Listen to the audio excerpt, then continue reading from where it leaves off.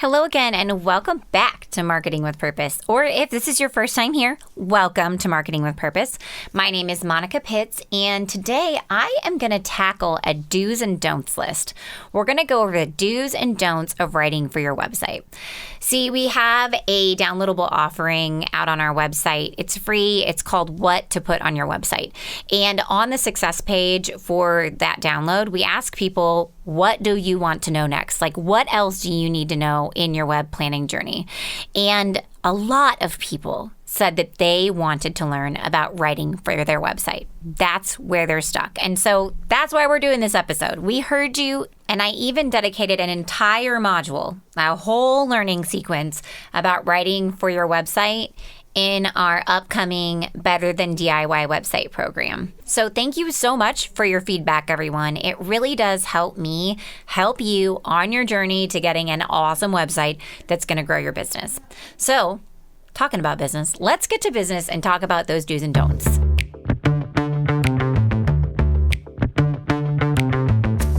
If you're a natural-born marketer, you're one lucky son of a gun. If you're like most people, marketing, especially online marketing, is about as appealing as standing in a police lineup. The May Create team of creatives has transformed websites and digital marketing from craptastic to fantastic since 2005. Our podcast, Marketing with Purpose, makes sense of marketing so you can make purposeful decisions instead of carrying on with the same old crap you've been doing. And now your host, Monica Pitts, founder of May Create, with another episode on how to make your marketing not suck. You know, writing is a funny thing. People either love it or they hate it. Well, I guess there are some people in between, but most of the time, people love it or they hate it. Like, they're completely paralyzed by the idea of having to write for their website. And other people are like, yeah, I can totally tackle this. Now, for those of you guys that feel paralyzed by writing for your website but don't have the budget to hire somebody else to do it for you, I want you to know that if you can talk about your website, if you can email back and forth with clients and answer questions, you can totally write the content for your website. Now, if you can barely write an email, I would steer clear of this for sure. But if you can write when you have to and get your point across, even if you don't really love to do it, you could probably get your initial draft all ready and phone a friend and have them help you edit it and get some text up on your website and get it rolling. Heck, just the other day, my brother called me and he was like, hey, Monica, I'm writing this really important letter. Here's what I'm trying to say in this letter. Will you please read it and get it to say that? And I was like, yeah, sure, absolutely. I'll help you out. Because I know he's not a writer. He's not a writer, right? But he gave me the first draft. So you can totally make that first draft. And these do's and don'ts are going to help you along the way as well. Now, here's the only time that I tell people that they should absolutely not write the content for their website.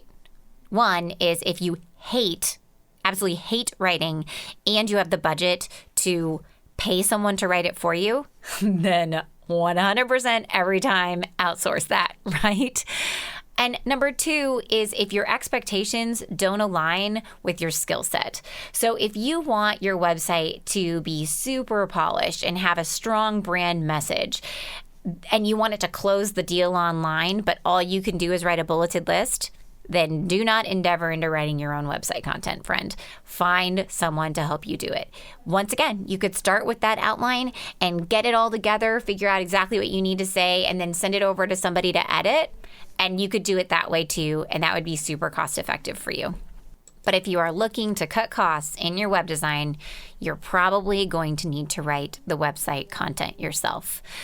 So what should you do and what should you not do, like right off the bat? What are some things that are going to set you up for success right from the beginning? I'm trying to think, like, should I start with the do's or should I start with the don'ts? You know what? I'm going to do something crazy.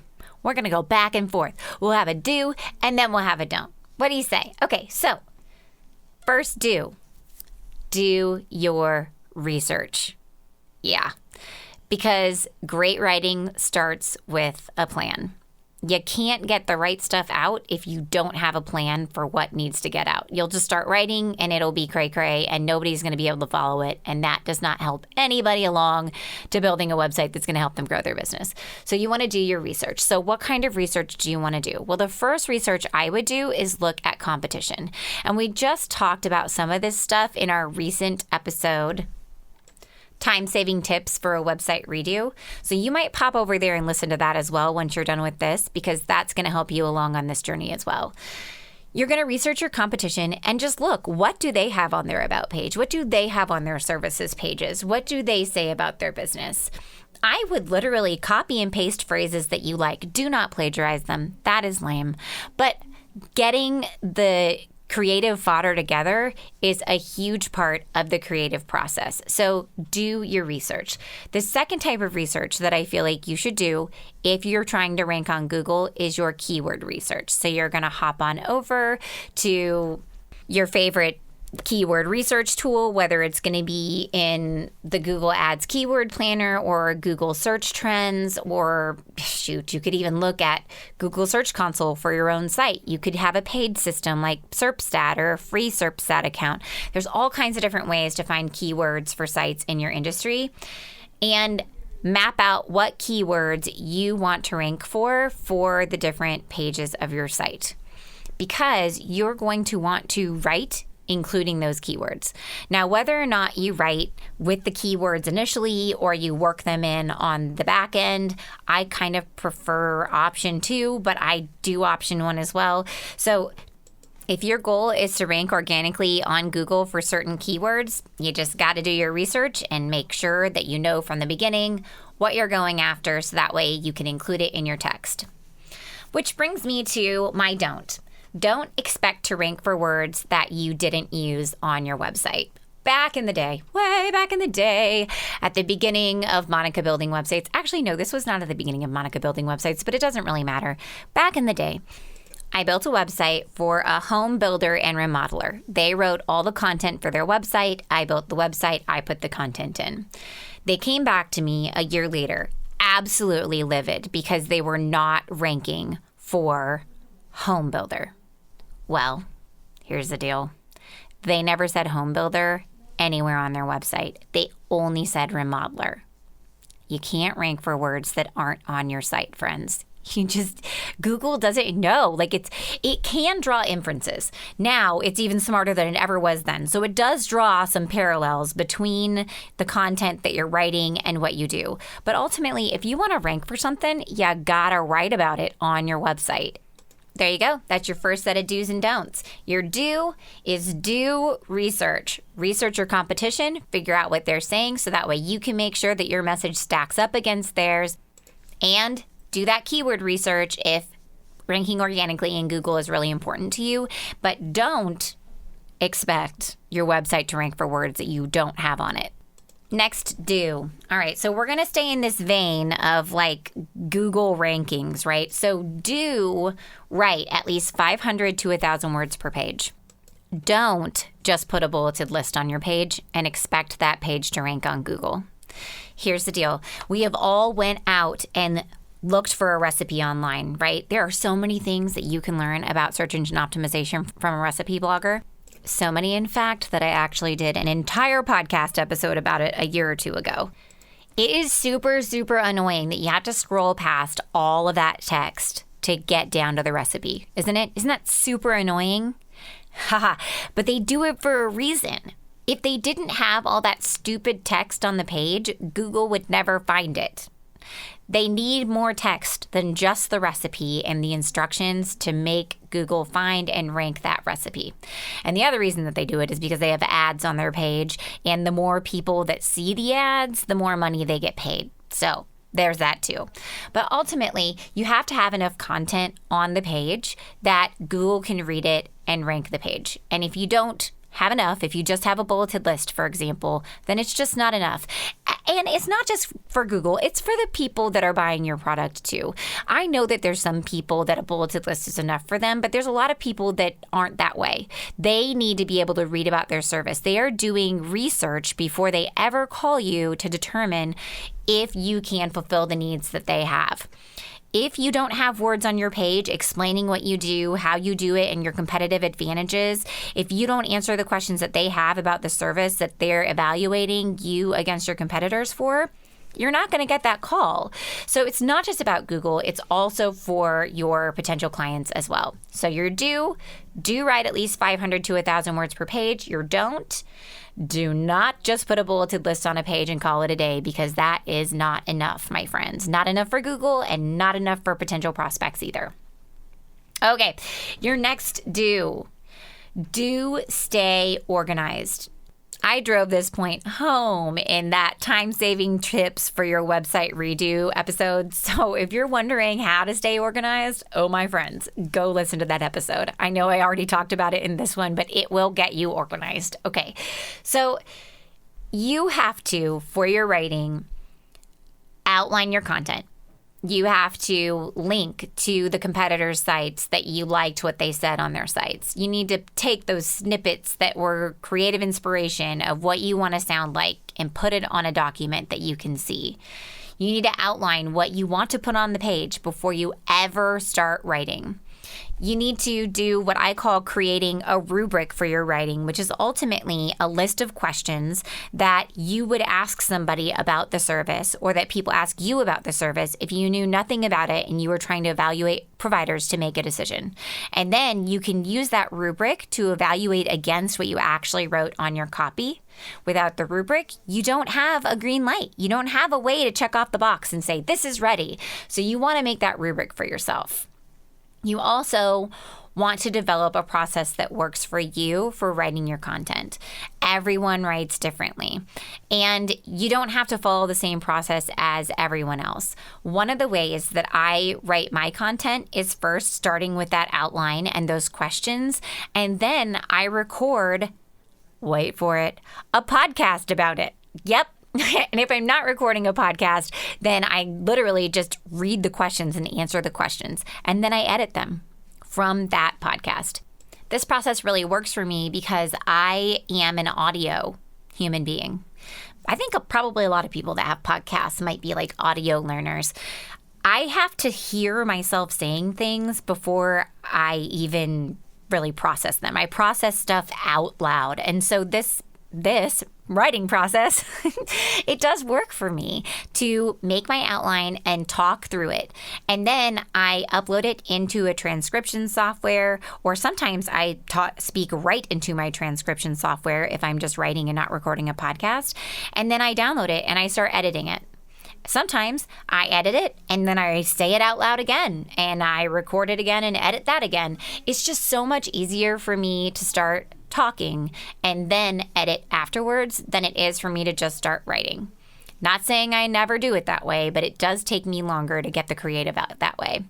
And if you're a person who doesn't like writing, this process might be great for you too, because then you can save time by starting with something instead of starting with nothing. So whatever process it is that you use for your writing, lean into it, and that is your third do. Now, I don't have like a super parallel don't from that. I clearly could say don't be disorganized, but that's kind of stupid and not really getting you where you want to go, because obviously, don't stay organized would be a bleh. Okay, so instead, I want to say don't make your writing all about you. When you're writing your content, you're writing it to someone else. You're writing to help them solve their problems and fulfill their goals. That's why you provide the service that you have. I want you to keep that in the forefront of your mind the entire time that you're writing. I understand the first draft of your content is all going to be in first person or first person plural, and you're going to talk all about yourself. I totally get that. That's what happens. We all do that. But then the second time, when you go back in and edit it, you need to flip that. It needs to be about the person that you're writing to, not you. So instead of listing out a benefit and just assuming that people understand why it's a benefit, you're going to tell them how it's good for them. How does it help solve a problem? And the problem that people love to solve is time.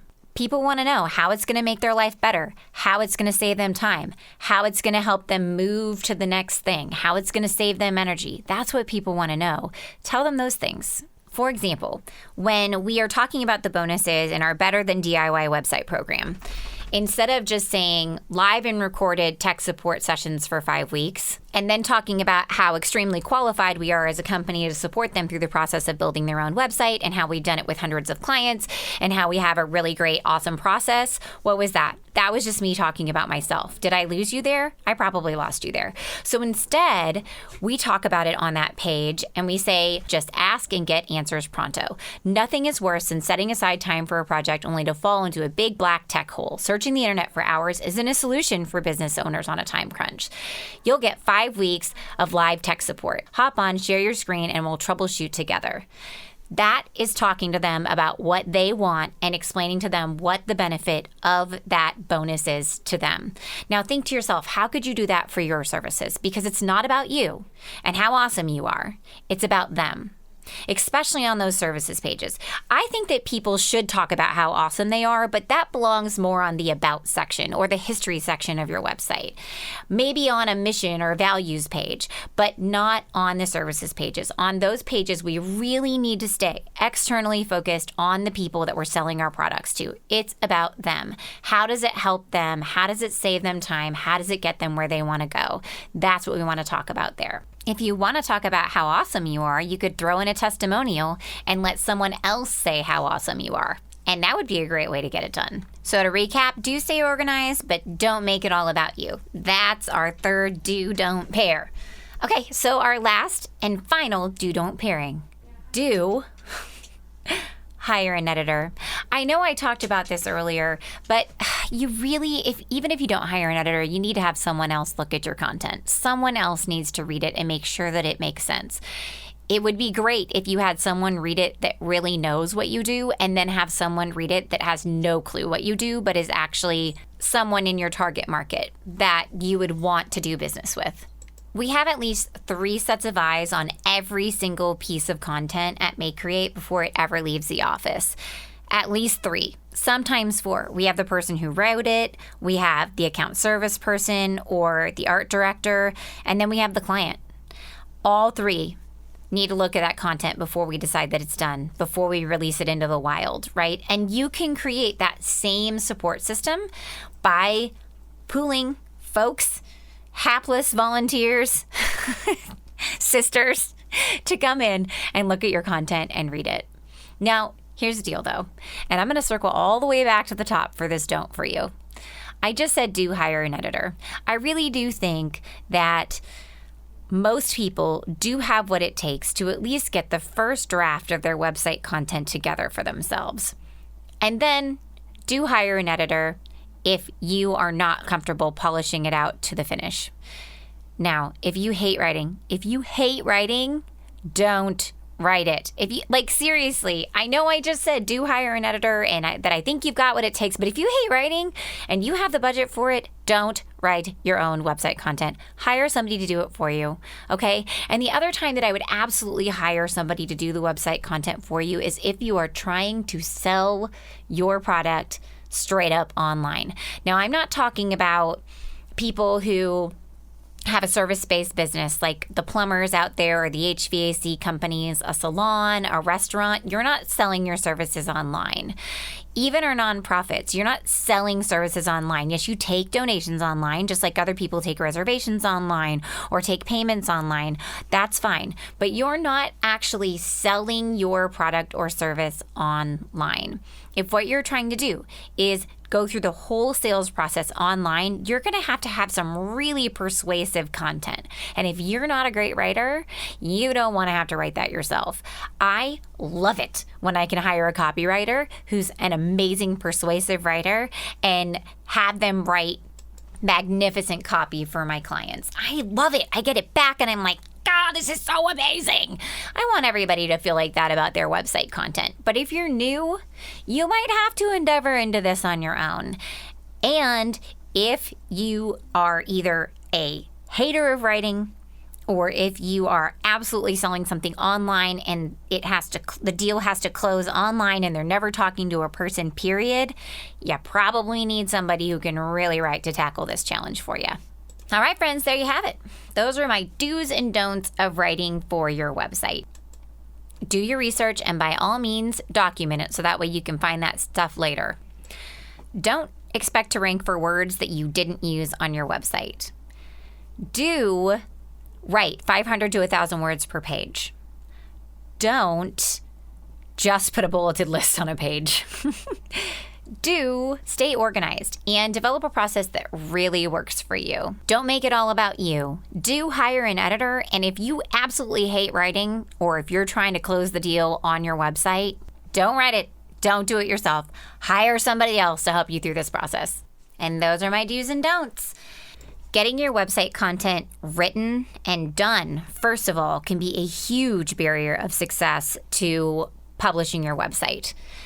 And not having the right content can be a huge barrier of success to actually using the website to grow your business. And that's why we dedicated an entire module in the Better Than DIY website program, Writing for the Web 101, to help you make sure that you get through that process quickly and easily. So you won't start from scratch. You're going to start with templates and have all the training that you need to be able to get awesome words out and get that website done. Just a heads up, enrollment for this program closes on February 16th, 2023. Now, if you're listening to this episode and it's later than that, don't freak out. It's totally okay, because we do this program more than once a year because we know that people need to build their websites at different times that make sense in their business, right? So it's not the only time that we're ever going to do it. But if you are listening to this and you want to join now, then hop on over to mayecreate.com. That's MAYECREATE.com/DIY website.